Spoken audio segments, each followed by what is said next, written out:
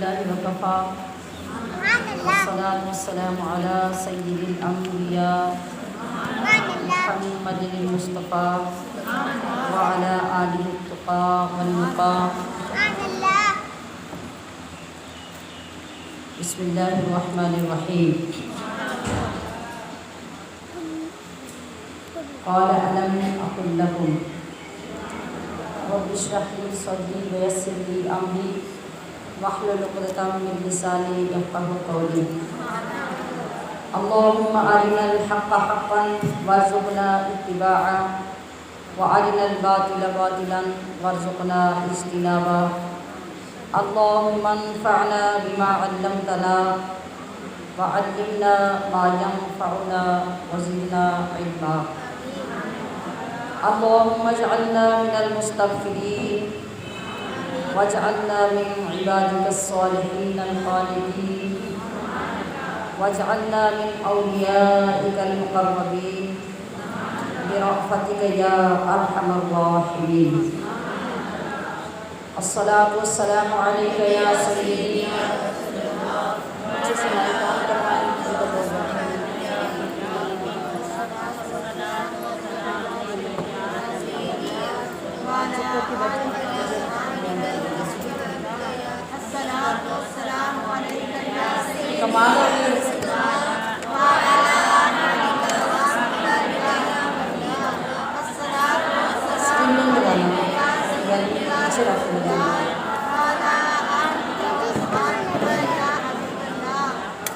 میں چیک کر رہی ہوں کہ اتنے عرصے میں آپ کا ذوق ڈیولپ ہوا ہے یا ڈاؤن ہو گیا ہے، اور روزانہ جو آپ بیٹھ رہے ہیں، سیکھ رہے ہیں، سن رہے ہیں، تو اس سے کتنا جذبہ اور جوش پیدا ہوا ہے.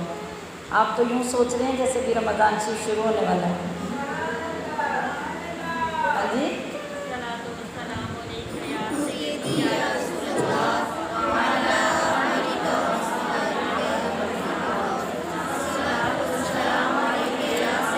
گزارش کی ہے کہ اس کو ویلبن کے لیے پیچھے کرتے ہیں، سب دور ذرا کر کے رکھیں.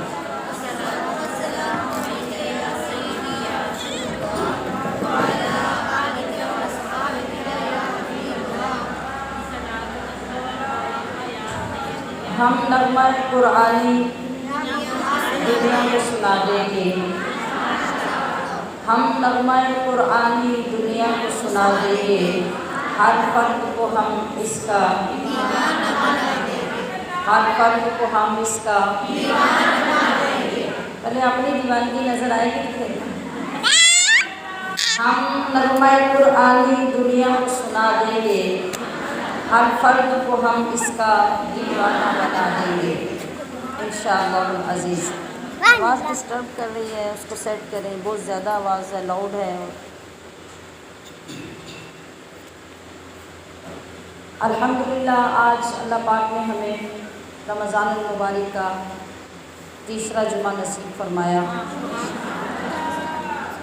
اللہ تعالیٰ اس کی نورانیتوں سے ہمارے سینوں کو منور فرمائے، ہمارے ذہنوں کو، ہمارے دلوں کو منور فرمائے، اور رمضان کے مقدس دنوں کا فیض لے کر ہم سارے مہینے میں فیض بھی حاصل کرتے رہیں اور سارا سال دوسروں تک پہنچاتے بھی رہیں. جس طرح سے آپ کو معلوم ہے کہ آج 17 رمضان المبارک بھی ہے، اور اس سال میں ہر جمعے کی اللہ پاک نے ہمیں دوہری فضیلتیں عطا فرمائی. مقدس ہستیوں کی بارگاہ میں حاضری بھی ہو رہی ہے، اور جمعۃ المبارک کی فضیلتیں اور نورانیتیں بھی نصیب ہو رہی ہیں. اسی طرح سے آج یوم وفا بھی ہے، یوم بقا بھی ہے، یوم بدر بھی ہے. شہدائے بدر کی بارگاہوں سے اللہ پاک ہمیں عظیمت، ہمت اور ایمانی غیرت کے فیض بھی عطا فرمائے. ہمارے اپنے سلسلے کے مطابق آج ہماری گفتگو 16ویں پارے سے متعلق ہے. اس گفتگو کا فیض بھی انشاءاللہ ہم ان بارگاہوں میں پیش کریں گے اور ان مقدس بارگاہوں میں ہدیہ ثواب پیش کر کے اپنی آخرت کا اور اپنی نجات کا سامان بھی کریں گے۔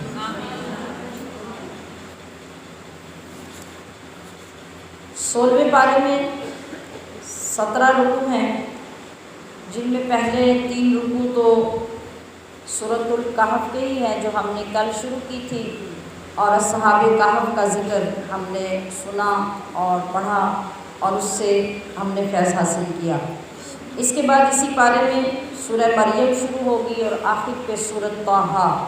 یہ 3 صورتیں آج ہمارے سامنے ہیں۔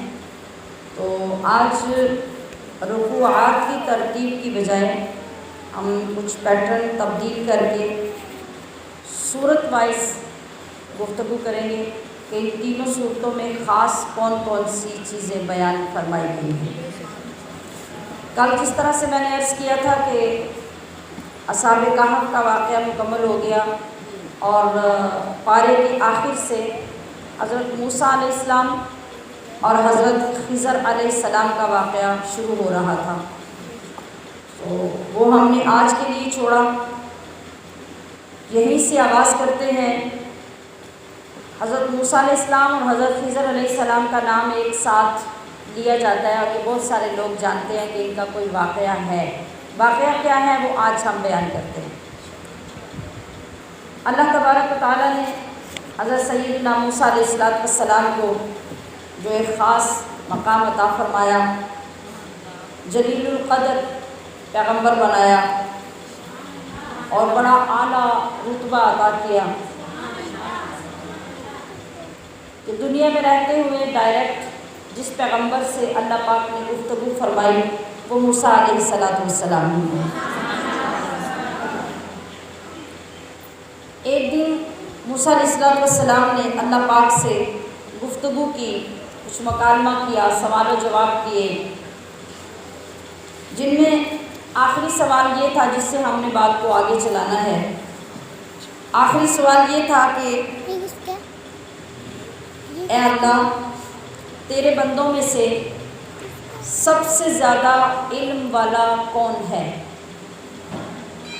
اللہ تعالیٰ نے جواب ارشاد فرمایا کہ جو شخص اپنے علم کے ساتھ دوسروں سے مزید علم سیکھتا رہتا ہے وہ سب سے زیادہ علم والا ہے۔ وہ ہر وقت اس جستجو میں رہتا ہے کہ کوئی مزید ایسی بات مل جائے جو اس کی ہدایت کا، اس کی رہنمائی کا باعث بنے اور اس کو ہلاکت سے بچا لے۔ حضرت موسیٰ علیہ السلام نے عرض کیا کہ اے اللہ، اگر تیرے بندوں میں کوئی مجھ سے بھی زیادہ علم والا ہے۔ حضرت موسیٰ علیہ السلام کے ذہن میں یہ خیال تھا کہ سب سے زیادہ علم میرے پاس ہی ہے۔ کہا کہ یا اللہ، اگر مجھ سے بھی زیادہ تیرا کوئی علم والا بندہ ہے تو مجھے اس کا پتہ بتا دے۔ اللہ تبارک و تعالیٰ نے ارشاد فرمایا کہ خضر تم سے زیادہ علم والے ہیں۔ موسیٰ علیہ السلام نے پوچھا کہ یا اللہ، پھر میں انہیں کہاں تلاش کروں؟ اللہ تعالیٰ نے ان کی جگہ کا پتہ بتایا، فرمایا کہ ساحل سمندر پہ چلے جاؤ، وہاں ایک چٹان کے پاس میرا وہ بندہ تمہیں ملے گا۔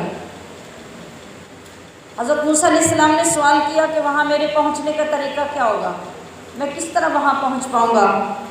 اللہ تعالیٰ نے ارشاد فرمایا کہ تم ایک باسکٹ، ایک ٹوکری لے کے اس کے اندر ایک مچھلی بھون کر رکھ لو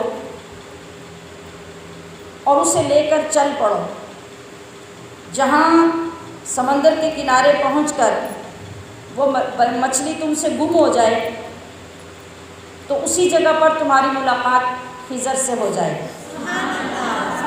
بات پہ غور کرنا ہے کہ مچھلی زندہ نہیں کہا، بھون کر، فرائی کر کے، تیار کر کے اپنی باسکٹ میں ڈال دو اور پھر اسے لے کے چل پڑو۔ یعنی بظاہر وہ زیادہ راہ ہے، کھانے کا سامان ہے، اس کو ساتھ لے لو، لیکن جس جگہ پہ جا کے وہ مچھلی تم سے گم ہو جائے اس جگہ کو سمجھنا کہ یہ خضر کی ملاقات کی جگہ ہے۔ موسیٰ علیہ السلام کے ساتھ ہر وقت ان کے ایک شاگرد خاص ہوا کرتے تھے جن کا نام حضرت یوشع بن نون تھا، اور یہ حضرت یوسف علیہ السلام کے پڑپوتے تھے۔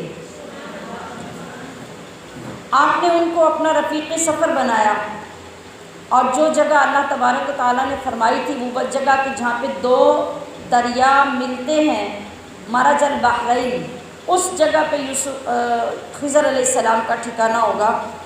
جب آپ چل پڑے، سفر شروع ہو گیا، بہت دور چلے گئے، تھک گئے سفر کر کے، اور آپ کچھ دیر کے لیے آرام کرنے کی غرض سے لیٹ گئے، یعنی سو گئے۔ یوشع ابن نون جو آپ کے رفیق سفر تھے وہ آپ کے پاس بیٹھے تھے، اور جو مچھلی والی باسکٹ تھی وہ ان کے پاس تھی۔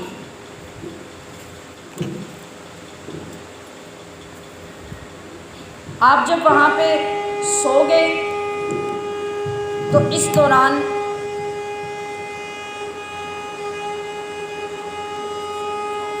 پیچھے سے آف کر دیں تھوڑی دیر سے، اس دوران ٹوکری کے اندر حرکت ہوئی اور بھنی ہوئی مچھلی، یہ عام بات نہیں ہے، یہ بڑی خاص بات ہے۔ میری طرف دیکھیں، وہ پرانا اسپیکر پڑا ہوا ہے، اس میں کوئی نئی چیز نہیں ہے، جو میں سنا رہی ہوں یہ بہت نئی ہے۔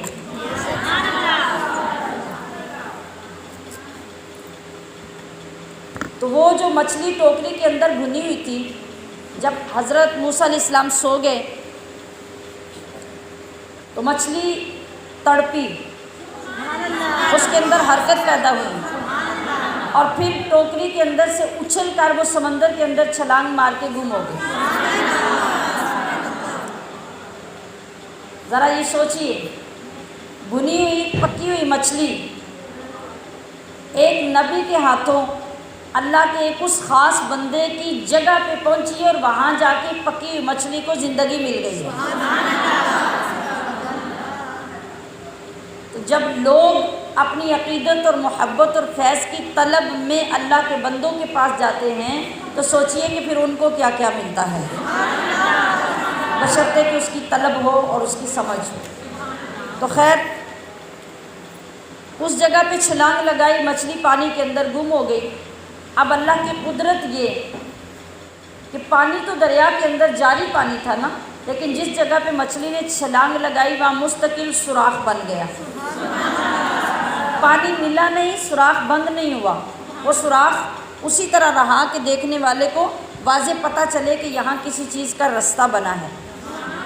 اب جب موسیٰ علیہ السلام بیدار ہوئے، جاگے، سفر چونکہ ابھی آگے تھا، ابھی نشاندہی نہیں ہوئی تھی کہ کس جگہ پہ خضر علیہ السلام ملیں گے، تو آپ اٹھے تو آپ آگے چل پڑے، سفر دوبارہ شروع کر لیا، اور جب آگے گئے تو پھر آپ کو بھوک لگی، آپ نے اپنے ساتھی سے حضرت یوشع بن نون سے کھانا مانگا، مچھلی طلب کی۔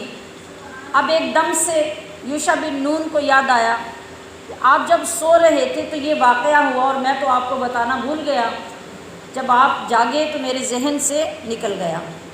اب موسیٰ علیہ السلام نے فرمایا کہ چلیں، واپس چلیں، کیونکہ وہی جگہ تھی آپ کی ملاقات کی، اللہ نے آپ کو یہ فرمایا تھا، بتا دیا تھا۔ اب آپ یوشع بن نون کو لے کر واپس اس جگہ پہ پہنچے، اسی چٹان کے پاس جہاں پہ وہ مچھلی پانی کے اندر اتری تھی، گم ہوئی تھی۔ تو آپ نے دیکھا کہ ایک چٹان کے پاس ایک کپڑا لپیٹے ہوئے ایک اللہ کا بندہ بیٹھا عبادت کر رہا ہے۔ جب آپ قریب آئے، آ کے سلام کیا، انہوں نے پوچھا کہ آپ کون ہیں؟ پھر خود ہی کہا کہ آپ موسیٰ ہیں۔ کہا کہ میں موسیٰ ہوں۔ انہوں نے کہا کہ آپ بنی اسرائیل والے موسیٰ ہیں؟ کہا کہ ہاں، میں بنی اسرائیل والا موسیٰ ہوں۔ تو حضرت خضر نے کہا کہ اے موسیٰ، مجھے اللہ نے ایک ایسا علم دیا ہے جو آپ کو نہیں دیا، اور آپ کو ایک ایسا علم دیا ہے جو مجھے نہیں دیا۔ یہ جو مرتبہ ہے نا، یہ اصل میں عالم کا مرتبہ ہوتا ہے کہ وہ تسلیم کرتا ہے کہ اللہ نے مجھے کون سی عطا کی ہے، اور جو دوسرے کو عطا کی ہے اس کی قدر بھی کرتا ہے۔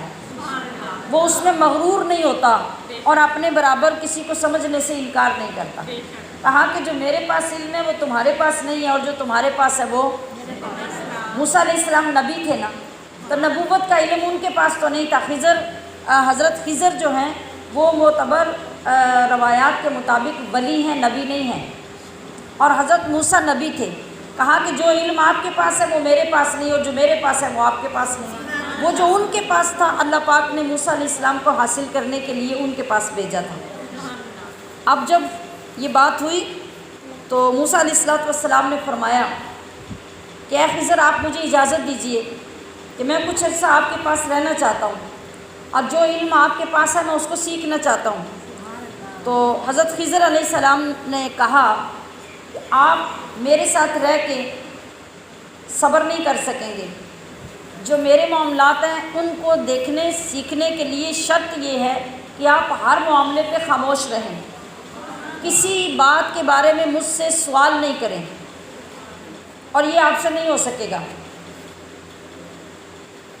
موسیٰ علیہ السلام نے کہا کہ میں اس کی پابندی کروں گا، آپ مجھے اجازت دیجئے کہ میں آپ کے ساتھ رہوں اور میں وہ علم سیکھوں۔ حضرت خضر بھی چل پڑے، اجازت ہو گئی، موسیٰ علیہ السلام بھی چل پڑے، آپ کے ساتھی یوشع بن نون بھی آپ کے ساتھ ہیں، وہ بھی چل پڑے۔ سمندر کے کنارے کنارے چلتے چلتے ایک کشتی نظر آئی، اور کشتی والوں نے ان تینوں بندوں کو بٹھا لیا، کشتی میں سوار کر لیا۔ جب کشتی میں سوار ہوئے تو کچھ تھوڑا سفر کرنے کے بعد حضرت خضر نے اپنا تھیلا کھولا، اس تھیلے کے اندر کلہاڑی تھی، کلہاڑی نکالی اور کشتی کے پھٹے کے اوپر ضربے مار کر پھٹا توڑ دیا۔ نئی کشتی تھی بالکل، تو آپ نے اس کا پھٹا توڑ دیا۔ اب موسیٰ علیہ السلام کے ذہن سے یہ بات نکل گئی کہ میں نے وعدہ کیا میں بولنا نہیں ہے۔ آپ فوراً بولے، انہوں نے کہا کہ آپ نے یہ کیا ظلم کیا، آپ نے تو یہ بہت بڑی بات کر دی ہے کہ نئی کشتی کو آپ نے عیب دار کر دیا، خراب کر دیا، اس میں کیا لاجک ہے؟ حضرت خضر نے کہا کہ میں نے کہا تھا نا کہ آپ میرے ساتھ صبر نہیں کر سکیں گے، آپ نے پھر سوال کیوں کیا؟ کہنے لگے کہ میں بھول گیا کہ مجھے سوال نہیں کرنا، چلیں آپ اسے نظر انداز کر دیں۔ وہاں سے سفر مکمل ہوا، اترے، ایک جگہ پہ گئے، آگے ایک انتہائی خوبصورت بچہ 10-11 سال کا کھڑا ہے۔ آپ نے آگے بڑھ کر اس کی گردن پہ ہاتھ رکھا اور گردن دبا کے اسے قتل کر دیا، خون ہو گیا۔ انتہائی حسین و جمیل بچہ جو راستے میں کھڑا ہے، اس کا کوئی قصور نہیں ہے، حضرت خضر نے اس کو قتل کر دیا، خون بہا دیا۔ موسیٰ علیہ السلام کو تو جلال آیا، غصہ آیا، اور کہا کہ یہ کیا بات ہے، ایک معصوم بچے کا راہ جاتے آپ نے قتل کر دیا۔ حضرت خضر نے کہا کہ میں نے آپ سے کہا تھا کہ آپ میرے ساتھ چل کے صبر نہیں کر سکیں گے، لہٰذا اب میرا آپ کے ساتھ رہنا ممکن نہیں ہے، آپ الگ ہو جائیں۔ آپ نے کہا کہ نہیں، آپ اس مرتبہ خاموش ہو جائیں، نظر انداز کر دیں، مجھے اجازت دے دی، آئندہ میں اس کا خیال رکھوں گا۔ پھر برداشت کر لیا، پھر آگے چلے، ایک بستی میں داخل ہوئے۔ جب بستی میں داخل ہوئے تو بھوک لگ رہی تھی، سفر کر کر کے آئے تھے۔ ان بستی والوں سے کہا کہ ہم مسافر ہیں، ہمیں کھانا کھلا دیں۔ بستی والے انتہائی سرکش قسم کے لوگ تھے، بد مزاج قسم کے لوگ تھے، انہوں نے کھانا کھلانے سے، ضیافت کرنے سے صاف انکار کر دیا۔ آپ خاموشی سے آگے چل پڑے۔ آپ کو سمجھ آ رہی ہے کہ ہمارے قرآن کے اندر رب نے کیا کیا بیان کیا ہے؟ آپ کی توجہ ذرا ہٹانا چاہتی ہوں کہ یہ یاد رکھیں کہ ہم قرآن سن رہے ہیں۔ اگر ہم ان چیزوں کو بیٹھ کر ترجمہ کر کے ان کو پڑھنے لگیں تو کیا قرآن بند کر کے اٹھنے کو دل کرے گا؟ نہیں نا۔ تو پھر ساری زندگی ہم نے کبھی نہیں سوچا نا کہ اس قرآن کو دیکھ ہی تو لیں، کسی سے سنی تو لیں کہ اس کے اندر ہے کیا ہے۔ ابھی تو ہم صرف اوپر سے گزر رہے ہیں، صرف ٹچ کر رہے ہیں، ابھی ہم اس کے اسرار و رموز یا گہرائی کے ساتھ ترجمہ اور تفسیر نہیں پڑھ رہے، کیونکہ جتنا ہمارے پاس معمولی سا وقت ہوتا ہے، اس معمولی وقت میں ہم اتنا ہی کر سکتے ہیں۔ جہاں کہیں خاص کوئی واقعہ آ جاتا ہے تو میں وہ تھوڑا سا آپ کو سنا دیتی ہوں، ورنہ اشارات کے ساتھ آگے گزر جاتی ہوں۔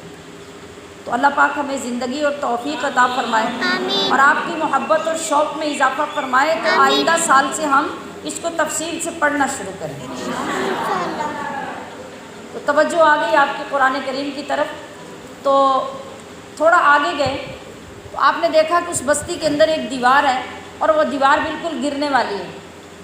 آپ نے اسم اعظم پڑھا اور اپنی روحانی طاقت سے اس دیوار کو سیدھا کر دیا۔ پھر حضرت موسیٰ علیہ السلام سے برداشت نہیں ہوا، کہا کہ یہ ایسے بد مزاج لوگ ہیں کہ انہوں نے ہمیں کھانا تک دینا گوارا نہیں کیا، اور آپ کو ان کے ساتھ نیکی کرنے کی کیا پڑی ہے کہ آپ نے گرتی دیواریں ان کی سیدھی کر دی؟ اس کی کیا ضرورت تھی؟ حضرت خضر نے کہا کہ اب بس، اب 3 مار ایسا ہو چکا، اب میرے اور آپ کا راستہ جدا ہے، اب ہم اکٹھے نہیں چل سکتے کیونکہ آپ اس شرط پہ پورے نہیں اتر سکتے۔ البتہ میں نے جو 3 کام کیے ہیں، میں ان تینوں کاموں کے بارے میں آپ کو بتا دیتا ہوں کہ اس میں لاجک کیا تھی، حکمت کیا تھی، میں نے یہ کیوں کیا۔ وہ جو پہلی میں نے کشتی کو توڑا، اس کو عیب دار کیا، اس کی وجہ یہ تھی کہ کشتی جس طرف جا رہی تھی اور جس حد میں چل رہی تھی، اس حد میں ایک ظالم بادشاہ ہے۔ جس وقت وہ اپنے حلقے کے اندر کسی کی نئی اور شاندار قیمتی کشتی چلتی دیکھتا ہے تو ظلم سے وہ کشتی چھین لیتا ہے۔ وہ کشتی 2 یتیم بچوں کی کشتی تھی اور وہی ان کے روزگار کا ذریعہ تھی۔ اگر وہ کشتی کنارے پہ پہنچ جاتی اور بادشاہ کو پتہ چل جاتا تو وہ کشتی ان سے چھین لیتا اور ان غریب بچوں کی روزی چھین جاتی۔ تو میں نے کلہاڑا مار کر اس کو عیب دار کر دیا کہ بادشاہ کی نظر اس پہ نہ پڑے اور ان غریبوں کی روزی نہ چھین جائے۔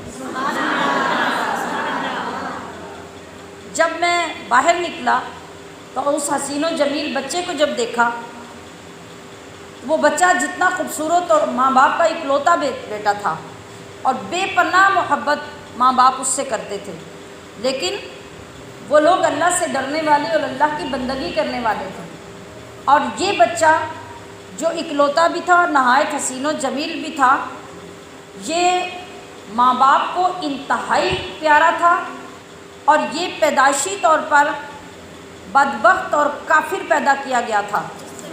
آگے چل کر اگر یہ زندہ رہتا تو اس کے دونوں ماں باپ گمراہ ہو کے اپنے بچے کی طرح کافر ہو جاتے، اس کی محبت میں گم ہو کر۔ تو میں نے اس کو اس لیے مار دیا کہ اس کے ماں باپ کا ایمان بچ جائے۔ اور اب یہ جو تم نے دیکھا کہ میں نے دیوار کو سیدھا کیا، اس کی وجہ یہ تھی کہ اس دیوار کے اندر 2 یتیم بچوں کے ماں باپ کا خزانہ دبا ہوا تھا۔ وَكَانَ أَبُوهُمَا صَالِحًا، اور ان بچوں کے جو ماں باپ گزرے ہیں وہ بڑے نیک، بڑے پرہیزگار لوگ تھے، اللہ کے فرما بردار بندے تھے۔ اور یہ بچے چونکہ چھوٹے تھے، انہوں نے ان کے لیے خزانہ اس کے نیچے دبایا ہوا تھا۔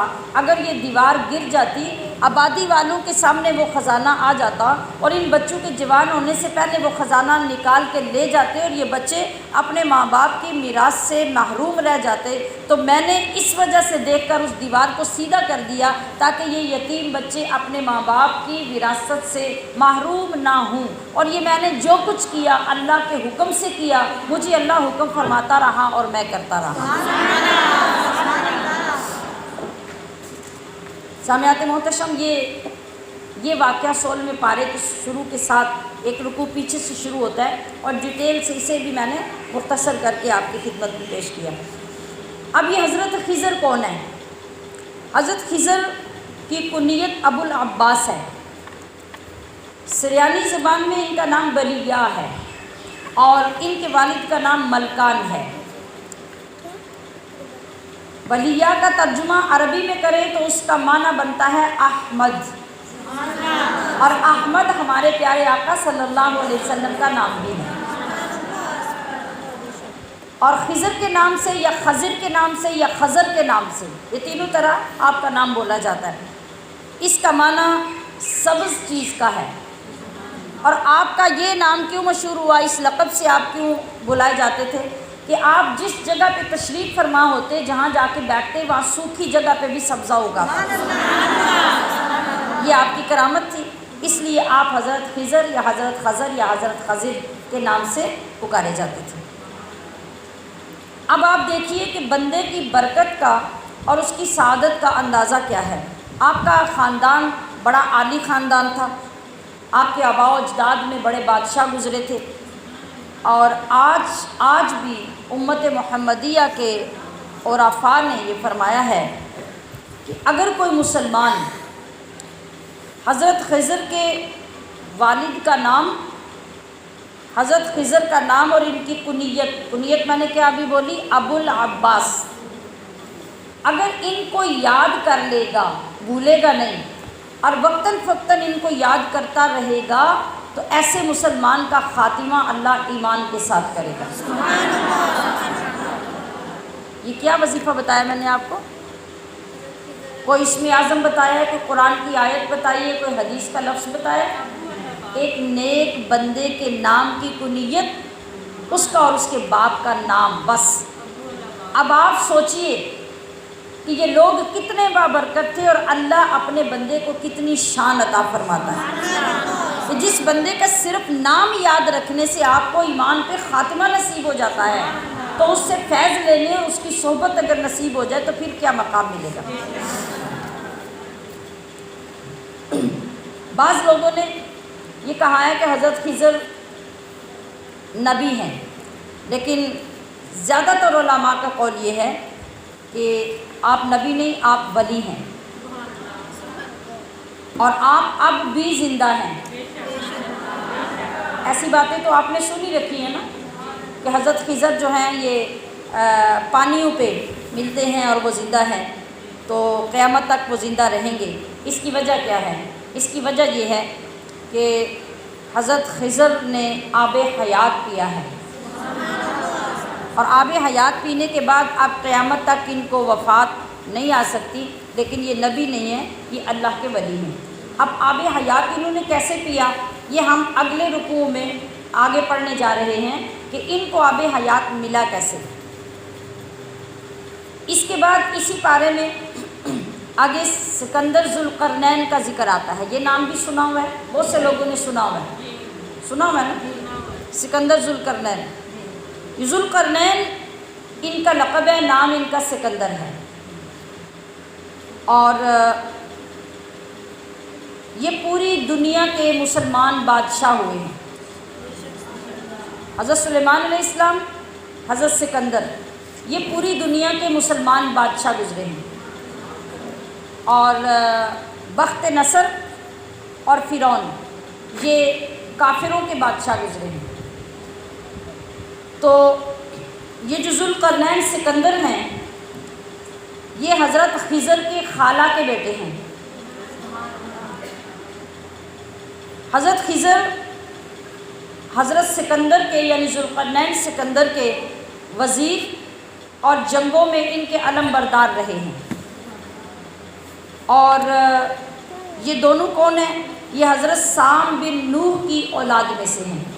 ہم نے پچھلے دنوں میں پڑھا نا، حضرت نوح علیہ السلام کے 4 بیٹے تھے، چوتھا کافر ہو گیا، 3 مسلمان ہوئے، پھر ان 3 کی اولادیں پوری دنیا میں آگے دوبارہ سے پھیلی، اور اللہ نے پھر سے دنیا کو آباد کیا۔ تو ان میں سے جو ایک بھائی سام تھے، سام کی اولاد میں سے حضرت خضر اور سکندر ذوالقرنین ہے۔ حضرت ابراہیم علیہ السلام کے دست حق پرست پر حضرت سکندر ذوالقرنین نے اسلام قبول کیا تھا، اور ایک لمبا عرصہ حضرت ابراہیم کی صحبت میں رہے۔ آپ کو ذوالقرنین کیوں کہا جاتا ہے؟ قرنین قرن کی تثنیہ ہے، یعنی 2 قرن کو قرنین کہتے ہیں۔ قرن بستی کو بھی کہتے ہیں، قرن صدی کو بھی کہتے ہیں، قرن سینگ کو بھی کہتے ہیں۔ جانوروں کے سروں پہ سینگ ہوتے ہیں نا، سینگ کو بھی قرن کہتے ہیں، ایک صدی کو بھی قرن کہتے ہیں، اور میں نے کیا بولا؟ بستی کو بھی قرن کہتے ہیں، یعنی ایک اینڈ جو ہوتا ہے، ایک حد جو ہوتی ہے اس کو۔ تو آپ ذوالقرنین کے نام سے اس لیے مشہور ہوئے کہ انہوں نے جو دنیا کے دو اینڈ تھے، دو سینگ جو تھے، وہاں سے وہاں تک کے سارے سفر کیے اور پوری دنیا کو وزٹ کیا۔ ایک تو اس وجہ سے، دوسرے یہ کہ آپ کی زندگی میں 2 صدیاں مکمل ہوئیں۔ ایک صدی کو میں نے کہا قرن کہتے ہیں، 2 صدیاں مکمل ہوئیں، اس لیے بھی آپ کو ذوالقرنین کہا جاتا ہے۔ اور بعض نے کہا کہ آپ نے جو تاج پہنا ہوتا تھا اس کے اوپر 2 نشان سینگ کی طرح کے تھے، اس لیے بھی آپ کو ذوالقرنین کہا جاتا ہے۔ پھر ایک روایت یہ بھی ہے کہ آپ ماں اور باپ کی طرف سے نجیب الطرفین تھے، اور دونوں طرفیں جو تھیں آپ کو اللہ نے بڑی شریف اور عزت والی عطا کی تھی، اس لیے بھی آپ کو ذوالقرنین کہتے ہیں۔ اللہ تعالیٰ نے پوری دنیا کی بادشاہی آپ کو عطا فرمائی، جس طرح میں نے کہا کہ 2 بادشاہ کافروں میں پوری دنیا میں بادشاہی کرتے رہے اور 2 مسلمانوں میں بادشاہی جو کافروں نے کی۔ ایک بخت نصر بادشاہ تھا، دوسرا فرعون نہیں، میں نے پہلے فرعون بولا ہے، نمرود بادشاہ جو ہے وہ پوری دنیا کا بادشاہ تھا، جس نے ابراہیم علیہ السلام کو آگ میں جلانے کی کوشش کی تھی۔ اب ذوالقرنین نے پوری دنیا میں بڑے امپورٹنٹ قسم کے 3 سفر کیے ہیں، جن کا قرآن کریم نے ذکر فرمایا ہے۔ پہلا سفر اس نے یہ کیا کہ ذوالقرنین بادشاہ کو یہ پتہ چلا کہ جس کو آب حیات مل جاتا ہے وہ مرتا نہیں۔ آب حیات کی تلاش میں سکندر ذوالقرنین نکلے اور ساتھ ان کے یہ کزن حضرت خضر نکلے۔ اب چلتے چلتے پوری دنیا میں انہوں نے مغرب کی طرف جب سفر کیا تو حضرت سکندر ذوالقرنین کو آب حیات نہیں ملا، وہ نہیں پی سکے، اور خضر کو آب حیات مل گیا۔ حضرت خضر نے آب حیات پی لیا، وہ آج تک زندہ ہے اور قیامت تک زندہ رہے، اور سکندر ذوالقرنین کو آب حیات نہیں مل سکا جو اصل مشن کے لیے چلے تھے، لہٰذا وہ اپنی زندگی پوری کر کے دنیا سے رخصت ہو گئے۔ اور اس جگہ پہ انہوں نے جب سمندری سفر کیا اور اس جگہ پہ جب گئے اور وہاں دنیا کا ایک اینڈ دیکھا، تو وہاں پہ جو لوگ تھے، جو قوم تھی آخری کنارے پر، وہ بڑی سخت قسم کی، بڑی طاقتور اور بڑی جنگجو قوم تھی۔ تو حضرت سکندر ذوالقرنین نے اپنے لشکر کے ساتھ ان پہ چڑھائی کی اور ان کو چاروں طرف سے گھیر کر مغلوب کر لیا۔ پھر ان کے سامنے اللہ کی ہدایت کی دعوت پیش کی۔ جو لوگ آپ کے ساتھ ایمان لے آئے، مسلمان ہو گئے، ایمان قبول کر لیا، ان کو انہوں نے بچا لیا، اور جن لوگوں نے انکار کیا ان کو قتل کر دیا گیا۔ پھر دوسرا سفر آپ نے مشرق کی طرف کیا، یعنی مشرق کے اینڈ تک پوری دنیا کا سفر کیا، جہاں سورج طلوع ہونے کی جگہ ہے وہاں تک آپ پہنچے، اور ادھر آپ نے دیکھا کہ ایک ایسی قوم ہے، یہ ذرا دنیا کے حالات دیکھیے کہ اللہ نے دنیا میں کیا کیا پیدا کر رکھا ہے۔ آپ نے دیکھا کہ وہاں جہاں سے سورج طلوع ہوتا ہے وہاں ایک ایسی قوم ہے جن کے پاس نہ کوئی مکان ہے، نہ کوئی عمارت ہے، نہ کسی کا گھر ہے۔ ان لوگوں کا حال یہ تھا کہ سورج طلوع ہونے کے وقت میں یہ لوگ زمین کے غاروں کے اندر جا کے چھپ جاتے، اور جب سورج ڈھلتا تو پھر یہ باہر نکلتے اور اپنی روزی تلاش کرتے۔ ان کے ساتھ بھی حضرت سکندر ذوالقرنین نے وہی سلوک کیا کہ جو آپ کے ماتحت ہو گئے، ایمان قبول کر لیا، ان کو چھوڑ دیا، اور جو اپنے کفر پہ اڑے رہے ان کو قتل کر دیا۔ تیسرا سفر آپ نے شمال کی طرف کیا، جو 2 پہاڑوں کے درمیان کی جگہ تھی۔ جب وہاں پہنچے تو عجیب و غریب قسم کی ایک بستی اور قوم آپ نے دیکھی کہ وہاں صرف اشاروں کنایوں سے تھوڑی بہت ان سے بات ہو سکی۔ وہ ایسے وحشی قسم کی قوم کے لوگ تھے کہ جن کو انسان سمجھنا، کہنا ہی مشکل تھا کہ یہ کیا ہے۔ بالکل جانوروں کی طرح رہتے تھے، جانوروں کی طرح کھاتے تھے، اور انتہائی اونچی اونچی قد و قامت والے اور بہت بڑے بڑے ہیوی جسموں والے۔ وہ کیا کرتے تھے، وہ اپنے غاروں سے کچھ عرصے کے بعد نکلتے اور جہاں جہاں تک پہنچ سکتے وہاں کی ساری کھیتیاں کھا جاتے، ساری سبزیاں کھا جاتے، خشک چیزیں شہروں سے، منڈیوں سے اٹھا کے اپنے کندھوں پہ لاد کے اپنے غاروں میں چلے جاتے، حتیٰ کہ جانور، سانپ، بچھو، گرگٹ ہر چیز کو کھا جاتے۔ یہ بھی قوم اللہ نے اس زمین پہ پیدا کر رکھی ہے۔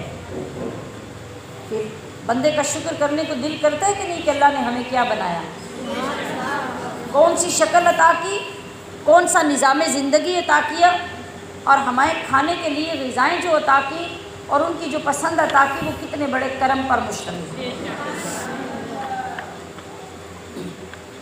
اچھا، اب یہ جو قوم ہے جس کا میں ذکر کر رہی ہوں، یہی وہ قوم ہے جس کو یاجوج ماجوج کہا جاتا ہے۔ اور آپ نے یہ بات سن رکھی ہے کہ قیامت کے نزدیک یاجوج ماجوج ظاہر ہوں گے تو بیت المقدس، مکہ شریف، مدینہ شریف کے علاوہ پوری دنیا میں یہ پھیل جائیں گے، اور جس قدر ظلم و ستم ڈھائیں گے اور جس قدر تباہی و بربادی کریں گے کہ کوئی چیز ان کی آگے بچ نہیں سکے۔ بعض کتب کے اندر لکھا ہے کہ نیچے سے آپ زمین سے دیکھنا شروع کریں تو اوپر جہاں تک آپ کی نگاہ جاتی ہے وہاں تک ان کا لمبا قد ہے۔ ان کے کان اس طرح ہے کہ جب یہ سوتے ہیں تو ایک کان نیچے بچھاتے ہیں اور ایک کان اپنے اوپر اوڑھ کر سوتے ہیں۔ ایسی ڈرونی ہیبت ناک شکل والی مخلوق اللہ نے وہاں پیدا کر رکھی۔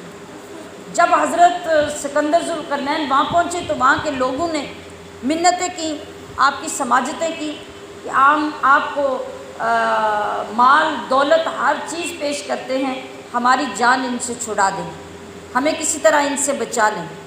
تو حضرت سکندر ذوالقرنین نے کہا کہ مجھے مال و دولت کی کوئی ضرورت نہیں، مجھے تمہاری جسمانی مدد کی ضرورت ہے، میرے ساتھ مزدوری کرو، کام کرو، اور جو جو طریقہ میں بتاؤں اس کے مطابق ان دونوں پہاڑوں کے آگے دیوار بنا کر، جسے سد سکندری کہا جاتا ہے، سد دیوار کو کہتے ہیں، سد سکندری یعنی جو حضرت سکندر ذوالقرنین نے جو دیوار بنائی، اس دیوار کو اتنا مضبوط کیا کہ تانبے پگھلا کے سیسا پلائی کر کے اس کو بند کر دیا گیا کہ اب وہ اس کو توڑ نہیں سکتے۔ ان دو پہاڑوں کے درمیان کی وادی میں آگے دیوار بنا کے ان کو بند کر دیا گیا۔ اب وہ جتنی طاقتور قوم ہے، وہ صبح ہوتی ہے تو اٹھتے ہیں جب تو اس دیوار کو چاٹنا شروع کرتے ہیں کہ ہم اپنی طاقت سے چاٹ کر اس کو ختم کر دیں گے، اور شام جب ہوتی ہے تھوڑی سی رہ جاتی ہے اور یہ تھک جاتے ہیں اور یہ کہتے ہیں کہ چھوڑ دیں، اب صبح ہم باقی کی کر کے نکل جائیں گے، اور جب رات کو یہ ختم کرتے ہیں تو اللہ دوبارہ اس دیوار کو اتنا موٹا کر دیتا ہے۔ یہ دیکھیے کہ اللہ نے اپنی مخلوق کو اس مخلوق سے کیسے بچا کے رکھا ہوا ہے۔ ہمیں کیا پتہ اللہ ہمارے لیے کیا کیا کرتا ہے۔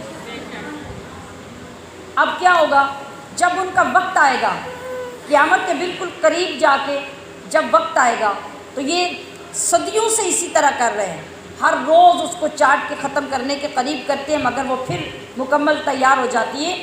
اب جب وقت ان کے نکلنے کا آئے گا نا، اور جب شام کے وقت یہ آخری وقت ختم کرنے لگیں گے، اس دن اللہ ان کی زبان سے نکلوائے گا کہ انشاءاللہ صبح ہم اس کو ختم کر دیں گے۔ اب جب اگلی صبح اٹھیں گے تو دیوار اتنی کی اتنی رہے گی، اور وہ تھوڑا سا جو کام رہے گا اس کو وہ چاٹ کر ختم کریں گے اور پوری دنیا میں نکل کر طوفان برپا کر دیں گے۔ کوئی چیز ان کے فتنے اور تباہی سے بچ نہیں سکے۔ اب اس کے بعد ہمشیران محترم، اللہ تبارک و تعالیٰ نے اس پارے میں اگلی صورت نازل فرمائی جو ہے سورہ مریم۔ سورہ مریم کے نام سے ہی یہ بھی ظاہر ہے کہ آپ کے نام پر اللہ پاک نے اس صورت کو بنایا، اور اس صورت کا نام حضرت مریم کی نسبت سے رکھا گیا جو حضرت عیسیٰ علیہ السلام کی والدہ ہے۔ اس صورت کو کاف ہا یا عین صاد سے شروع کیا گیا جو کہ حروف مقطعات ہیں۔ حضرت ابن عباس رضی اللہ تعالی عنہ نے لکھا کہ یہ جو حروف ہیں نا، کاف ہا یا عین صاد، یہ اللہ کے مختلف ناموں پر دلالت کرتے ہیں۔ مطلب جیسے شروع میں کاف ہے تو اللہ کا نام ہے نا، یا اللہ یا کافی، کافی نام ہے اللہ کا، تو اللہ کے نام کافی پر کاف دلالت کرتا ہے، اور آگے ہاں، اللہ کے نام یا ہادی، یا اللہ یا ہادی، یہ لفظ ہادی پر ہا دلالت کرتا ہے۔ آگے ہے یا، تو اللہ کے نام حکیم پر یا دلالت کرتا ہے، حکیم کے اندر یا آتی ہے۔ اور آگے عین، اللہ کے نام علیم پر عین دلالت کرتا ہے۔ اور صاد، اللہ کے نام صادقن پر دلالت کرتا ہے۔ حضرت سیدنا علی المرتضی رضی اللہ تعالی عنہ جب دعا فرماتے تھے تو آپ دعا فرماتے ہوئے، دعا کرتے ہوئے اللہ کی بارگاہ میں عرض کرتے تھے، یا کاف ہا یا عین صاد اغفر لی، اے کاف ہا یا عین صاد مجھے بخش دے۔ اس کا مطلب کیا ہوا؟ یعنی مطلب پھر یہ ہوا کہ اے کافی، اے ہادی، اے حکیم، اے علیم، اے صادق میری بخشش فرما دے۔ بعض علماء نے کہا کہ یہ کاف ہا یا عین صاد جو ہے یہ اسم اعظم ہے۔ اب اس سورت کے شروع میں حضرت زکریہ علیہ السلام اور پھر اس کے بعد حضرت مریم اور حضرت عیسیٰ علیہ السلام کا ذکر آیا ہے۔ یہ ہم پیچھے بھی پڑھ چکے ہیں نا کہ حضرت مریم کے حجرے کے پاس حضرت زکریہ نے آ کر دعا کی تھی۔ کس کی دعا کی تھی؟ اپنے بیٹے کے لیے۔ کس وقت میں؟ جب 100 سال سے اوپر عمر جا رہی تھی۔ دعا کیوں کی؟ کیوں اس جگہ کا انتخاب کیا؟ کہ وہاں دیکھا کہ مریم کے حجرے میں اللہ تعالیٰ وہ پھل بھیج رہا ہے جن پھلوں کا نہ موسم ہے اور نہ پوری دنیا کے کسی باغ میں اس وقت یہ پھل موجود ہے۔ تو یہ اللہ کی ایک خاص کرم نوازی ہے کہ وہ اپنی ولیہ، اپنی نیک بندی کے حجرے میں جب جنت سے پھل بھیج رہا ہے تو یہ جگہ اور یہ لمحے بڑے مقدس ہو گئے۔ حضرت زکریہ خود نبی ہیں مگر اللہ کی اس رحمت کی جگہ کو دیکھ کر ہاتھ اٹھاتے ہیں تو رب دعا قبول کر کے اسی عمر میں بیٹے کی بشارت دیتا ہے اور فرماتا ہے کہ اے زکریہ تیری دعا ہم نے قبول کر لی، اب تیری دعا کے جواب میں ہم تمہیں بیٹا عطا کریں گے، اس بیٹے کا نام یحییٰ ہوگا۔ حضرت یحییٰ جو آگے چل کے نبی بنے، اللہ نے ان کو بھی نبوت عطا فرمائی، وہ بیٹا اللہ نے حضرت زکریہ کو عطا کیا۔ پھر اس کے بعد حضرت مریم کا ذکر، یہ بھی تھوڑا سا ہم نے پیچھے آغاز کیا تھا اس کا، لیکن یہ عرض کر چکی ہوں میں کہ بار بار مختلف مقامات پہ ریپیٹ ہوتے ہیں واقعات۔ کچھ حصہ کسی جگہ پہ قرآن پاک میں آتا ہے، کچھ حصہ کسی جگہ پہ آتا ہے، جہاں پر جس کے بیان کرنے کی ضرورت ہوتی ہے اللہ پاک اس کو وہاں بیان فرماتا ہے۔ تو اب حضرت مریم علیہ السلام یہ اپنی والدہ کی منت تھی۔ والدہ نے منت مانی تھی کہ مجھے جو اولاد ملے گی یا اللہ یہ بیٹا ہوگا تو میں تیرے گھر کا اسے متولی بناؤں، خانہ کعبہ کا۔ تو اب بیٹی پیدا ہوئی، پھر حضرت زکریہ جو ان کے خالو تھے ان کی کسٹڈی میں دیا گیا کہ چونکہ یہ اب ان کی کفالت کریں گے، ان کی نگرانی کریں گے۔ انہوں نے اوپر بالا خانے پہ ان کو ایک الگ حجرہ بنا دیا جہاں پر یہ اللہ کی عبادت ہمہ وقت کرتی رہتی۔ جس وقت یہ جوان ہوئی، بالغ ہونے کے بعد جب پہلا غسل کیا، اس وقت حضرت جبریل ایک نوجوان انسان کی صورت میں، اور انسان بھی وہ جو آپ کے رشتہ داروں میں جانی پہچانی شکل تھی اس شکل میں آئے اور آ کے کہا کہ اللہ پاک نے آپ کی طرف یہ پیغام بھیجا ہے کہ اللہ آپ کو ایک بیٹا عطا کرے گا۔ آپ ڈر گئی، چونک گئی، کانپ گئی کہ میں تو کنواری لڑکی ہوں تو میرے ہاں لڑکا کیسے پیدا ہوگا؟ حضرت جبریل نے کہا کہ یہ اللہ کا فیصلہ ہو چکا ہے اور یہ ہو کر رہے گا۔ آپ سوچئے کہ ایک نوجوان لڑکی کی اس وقت کیا حالت ہوتی ہے جب حتمی ایک فیصلہ اس کو سنایا جا رہا ہے۔ یہ کہنے کے بعد حضرت جبریل نے حضرت مریم کے سینے پہ پھونک ماری اور جبریل کی اس پھونک سے حضرت مریم کو حمل ہو گیا۔ پھر اس کے بعد حضرت عیسیٰ علیہ السلام پیدا ہوتے ہیں، اور جب آپ اپنے چونکہ حجرے میں تھی اور جس وقت آپ کا وقت ولادت کا قریب آیا تو آپ وہاں سے نکلی اور ایک باہر ویرانے کی طرف، ایک جگہ کی طرف گئی جب وہاں پہنچی تو اللہ تبارک و تعالیٰ نے وہاں دیکھتے ہی ایک درخت پیدا کیا جو درخت پہلے نہیں تھا، جو کھجور کا درخت تھا اللہ پاک نے اسی وقت وہاں پیدا کیا، اور جبریل نے اس کے قریب زمین پہ پر مارا اور اس پر سے ایک نہر جاری ہو گئی جس میں تازہ ٹھنڈا پانی جاری ہو گیا۔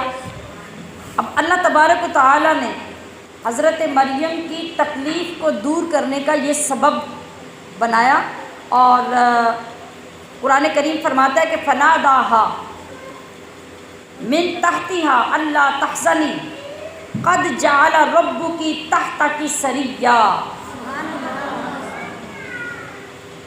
کہ جبریل نے حضرت مریم کو نچلی جانب سے یہ پکار کر کہا کہ اے مریم غم نہ کر، بے شک تیرے رب نے تیرے نیچے ایک نہر بہا دی ہے، اور وَهُزِّي إِلَيْكِ بِجِذْعِ النَّخْلَةِ تُسَاقِطْ عَلَيْكِ رُطَبًا جَنِيًّا، اور یہ جو کھجور کا درخت پیدا کیا نا اس کو پکڑ کر ہلا، جب اس سے زور سے ہلائے گی تو اوپر سے تازہ کھجوریں گریں گی۔ فَكُلِي وَاشْرَبِي وَقَرِّي عَيْنًا، تم وہ کھجوریں کھاؤ، یہ ٹھنڈا پانی پیو اور اپنی آنکھیں ٹھنڈی رکھو۔ اللہ تبارک و تعالیٰ نے کتنی حوصلہ افزائی اور کتنی دلجوئی اپنی بندی کی فرمائی، اور پھر اس وقت اس جگہ پہ حضرت عیسیٰ علیہ السلام کی ولادت ہوئی۔ اب ولادت ہو گئی، اس ویرانے میں آپ بیٹھی ہیں، اب سوچ رہی ہیں کیا کروں، کدھر جاؤں، قوم کے پاس جاؤں گی تو کیسے فیس کروں گی، واپس جاؤں گی تو کیا کروں گی، لوگوں کو کیا بتاؤں گی۔ اللہ تبارک و تعالیٰ نے حکم دیا کہ اے مریم اپنے بچے کو اٹھاؤ اور اپنی بستی میں چلی جاؤ۔ جب اللہ کا حکم آ گیا آپ بچے کو لے کر بستی میں پہنچی، پھر کیا ہونا تھا، کیا ہو سکتا تھا، ذرا سوچئے۔ کون تھا جو یہ مانتا کہ یہ اللہ کی نیک بندی ہیں یا اللہ کی ولیہ ہیں، تو جاننے کی کوشش کرے کہ یہ سب کیا ہوا۔ ایسے موقع پہ تو بڑے بڑے قریبی بھی ساتھ چھوڑ کے ایک بندے کو منحوس اور ناپاک سمجھ کے دور چلے جاتے ہیں۔ کون سی کرامت، کون سی بزرگی، کون سی ولایت کون ماننے کے لیے تیار ہوتا ہے؟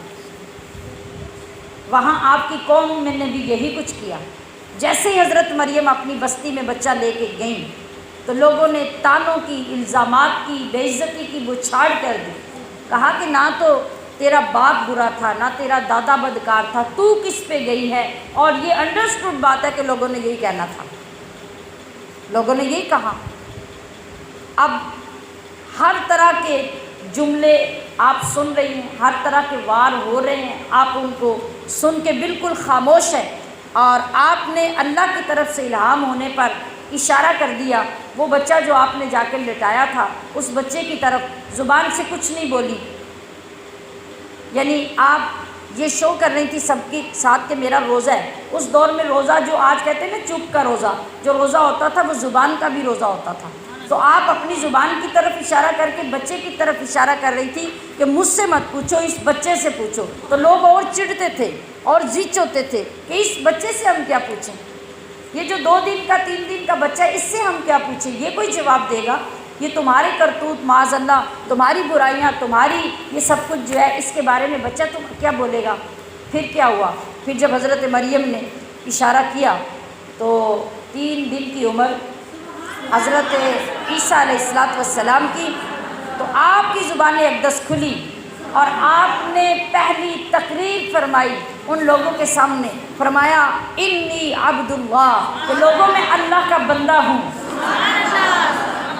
آتانی الکتاب وجعلنی نبیا، اللہ نے مجھے کتاب عطا کی اور مجھے نبی بنا کے بھیجا ہے، وجعلنی مبارکا اینما کنت، میں جہاں کہیں بھی رہوں اللہ نے مجھے برکت عطا فرمائی ہے، برکت والا بنایا ہے، وَأَوْصَانِي بِالصَّلَاةِ وَالزَّكَاةِ مَا دُمْتُ حَيًّا، اور جب تک میں زندہ رہوں میرے رب نے مجھے نماز اور زکوٰۃ قائم رکھنے کی تاکید فرمائی ہے، وَبَرًّا بِوَالِدَتِي، اور اللہ نے مجھے اپنی ماں کے ساتھ اچھا سلوک کرنے کا حکم دیا ہے، وَلَمْ يَجْعَلْنِي جَبَّارًا شَقِيًّا وَالسَّلَامُ عَلَيَّ يَوْمَ وُلِدتُّ وَيَوْمَ أَمُوتُ وَيَوْمَ أُبْعَثُ حَيًّا۔ یہ تقریر تھی حضرت عیسیٰ علیہ السلام کی۔ آپ نے اس دن سے لے کے وفات پانے تک جو ڈیوٹیز اللہ نے آپ کی لگا کے بھیجی تھی، جو برکتیں اور جو سعادتیں عطا کر کے بھیجا تھا، آپ نے وہ سب کا سب بیان کر دیا۔ پھر اس کے بعد آپ کی آج کی اس گفتگو میں آگے سورۃ طٰہٰ شروع ہوتی ہے، اور سورۃ طٰہٰ یہ اس نام سے کیوں ہے؟ طٰہٰ ہمارے پیارے نبی صلی اللہ علیہ وسلم کا صفاتی نام ہے، تو آپ کے اس صفاتی نام کے ساتھ اس سورت کا آغاز کیا جا رہا ہے، اور طٰہٰ یہ حروف مقطعات میں بھی آتا ہے، اور یہ سورت بھی اسی طرح حروف مقطعات سے شروع ہوئی ہے۔ اس کی آغاز میں موسیٰ علیہ السلام کے معجزات کا ذکر آیا، وہ 9 معجزات جو ہم پیچھے پڑھ چکے ہیں۔ آپ کو یاد ہے کہ ہم نے پڑھا تھا کہ 9 معجزات اللہ نے موسیٰ علیہ السلام کو عطا کیے، تو یہاں پھر ان کے معجزات کا ذکر آتا ہے، اور وہ معجزات کہاں دیے گئے اس کا ذکر آتا ہے۔ آپ کو پیغمبری کیسے عطا ہوئی اس کا ذکر یہاں آتا ہے۔ جس وقت حضرت موسیٰ علیہ السلام مصر سے نکل کر مدین میں حضرت شعیب علیہ السلام کے پاس چلے گئے تھے، کیوں گئے تھے؟ اس لیے کہ ایک دن جب آپ باہر بازار میں نکلے تو ایک آپ کی قوم کا بنی اسرائیلی تھا، دوسرا فرعون کی قوم کا قبطی تھا، یہ دونوں لڑ رہے تھے۔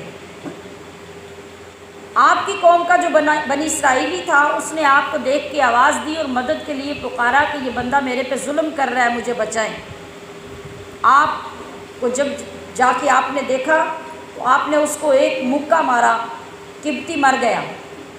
اب چونکہ اس کے بعد فساد پیدا ہو جاتا، آپ وہ شہر چھوڑ کے وہاں سے نکل گئے، اور دور آبادی میں نکلتے ہوئے ایک جگہ میں جا کے بیٹھے تو وہاں پر ایک کنواں تھا، اور کنویں کے اوپر بہت سارے آبادی کے لوگ آ کے پانی بھر رہے تھے، جانوروں کو پانی پلا رہے تھے۔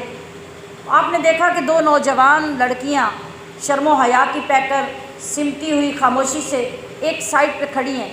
اب لوگ ہیں، مرد ہیں، وہ نہ ان کو باری دیتے ہیں نہ ان کو پانی بھرنے دیتے ہیں، اور شرم و حیا کی وجہ سے وہ آگے نہیں آتی۔ آپ جب بیٹھتے ہیں کچھ دیر دیکھتے ہیں تو پھر ان کو مخاطب کر کے کہتے ہیں کہ آپ پانی کیوں نہیں بھر رہی؟ تو وہ جواب دیتی ہیں کہ یہ صورت حال ہے کہ کوئی ہمیں نہ پانی بھر کے دیتا ہے نہ آگے ہو کر پانی بھرنے دیتا ہے۔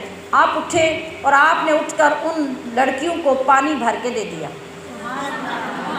وہ اپنے جانوروں کے لیے پانی لے کے چلی گئی، گھر گئی تو گھر جا کے اپنے والد کو بتایا کہ آج ایک بڑا شریف اور بڑا عزت والا ایک نوجوان وہاں کنویں پر تھا جس نے ہماری مدد کی اور ہمیں پانی بھر کے دیا۔ وہ والد ان کے کون تھے؟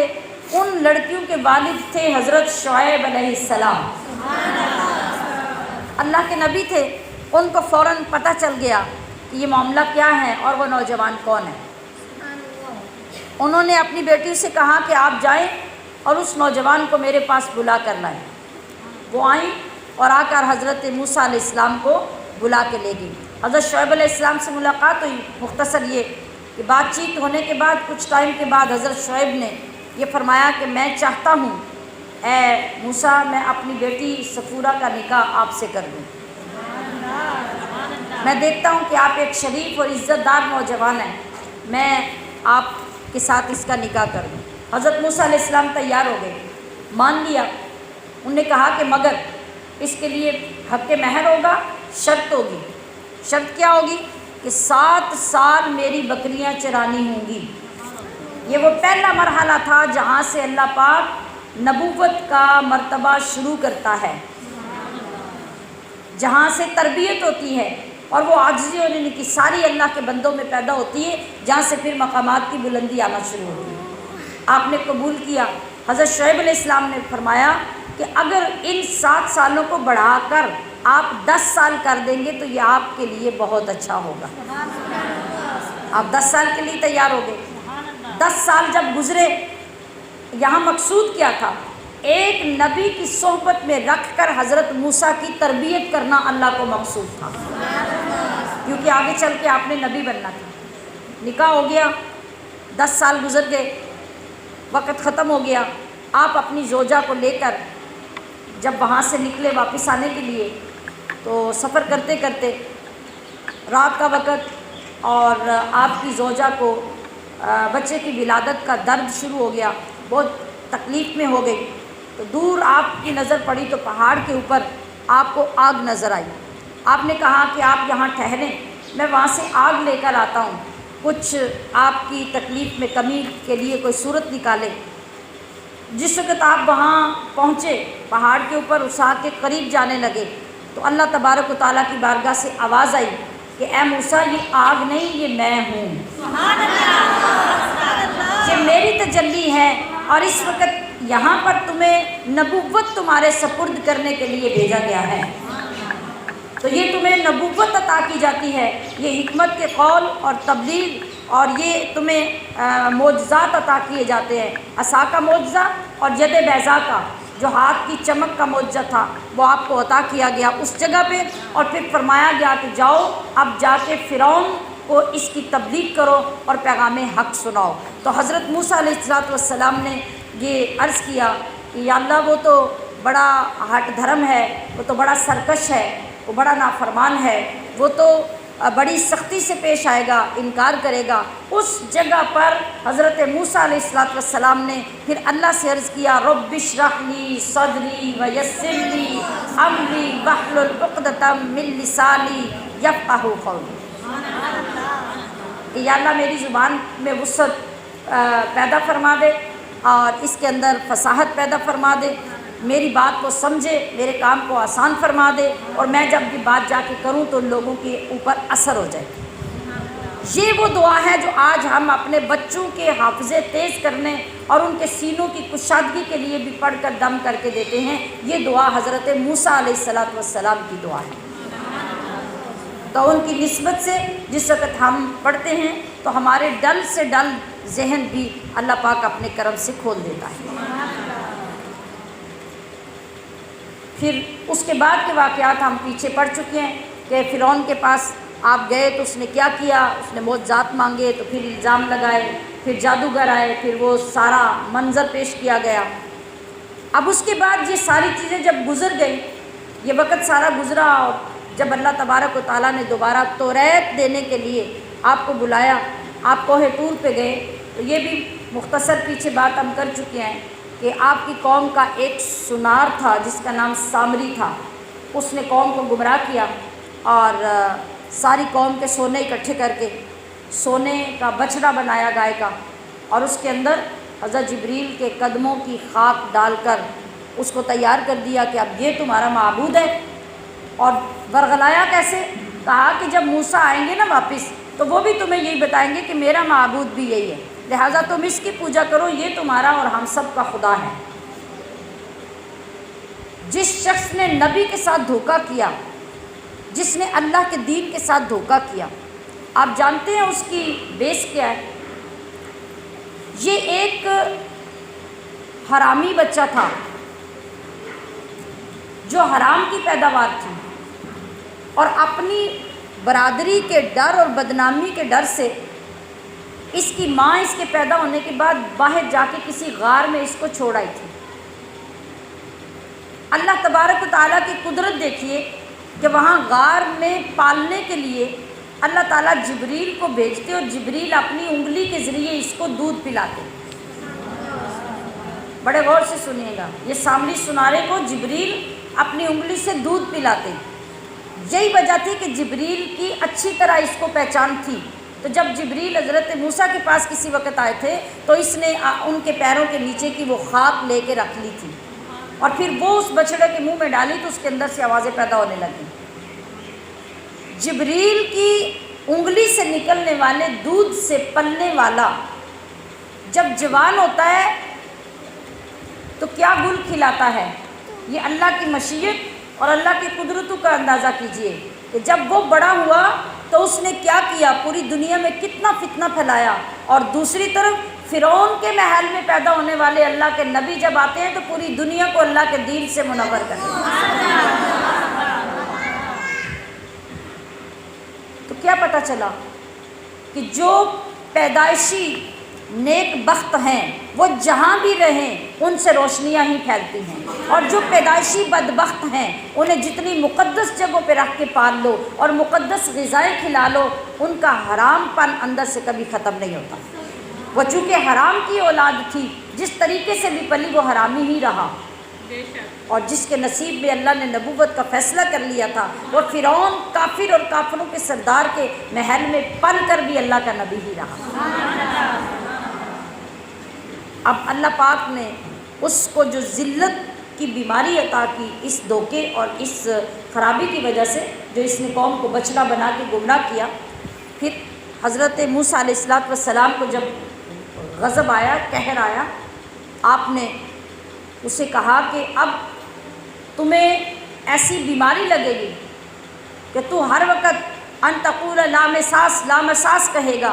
لا مساس کا مطلب ہے کہ میرے قریب نہ آنا، مجھے مت چھونا، مجھے مت چھونا۔ یہ کیا بیماری تھی؟ یہ بیماری تھی کہ جب اس نے یہ کام کیا اور موسیٰ علیہ السلام واپس توریت لے کے آ گئے اور اپنی قوم کو پھر سے انہوں نے تبلیغ کر کے صحیح کرنے کی کوشش شروع کی اور تبلیغ کرنا شروع کر دی، تو اس سنار سامری کو یہ بیماری لگی کہ جو بندہ اس کے پاس گزرتا اس کو ہاتھ لگ جاتا، تو جو بندہ پاس سے گزرتا اس کو بھی شدت کا بخار چڑھ جاتا، اور سامری سنار کو بھی شدت کا بخار چڑھ جاتا۔ تو جیسے ہی کوئی بندہ اس کو قریب آتا نظر آتا، اس کو فوراً وہ کہتا لا مساس لا مساس، مجھے نہیں چھونا، میرے قریب نہیں آنا۔ یہ بیماری اس کو اللہ پاک نے عطا کی اور ایسی ذلت کی موت اسے عطا کی۔ تو عافیت ہماری، نجات ہماری، دنیا اور آخرت کی بہتری ہماری کس چیز میں ہے کہ ہم اللہ کے دین پہ قائم رہیں اور اللہ کا دین سکھانے والوں کی صحبتوں میں رہیں، اور اس ذلت اور رسوائی سے اور گمراہ لوگوں کی صحبت سے اور اپنے گمراہ ہونے سے اللہ سے عافیت طلب کریں۔ اللہ تعالیٰ ہمیں قرآن کی